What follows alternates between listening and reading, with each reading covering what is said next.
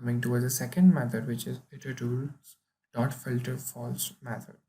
So what filter false does is it's going to filter all those elements which are coming in both the list 1 as well as in the list 2.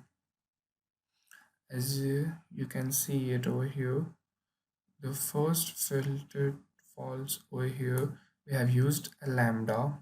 Also what does this thing does is it's going to check the each and every dictionary from the list 1 which is also in the list 2.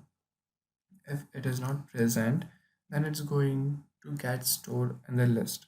If it is present, then it's going to filter those elements, and then we are storing it in the list 3. After that we are printing it.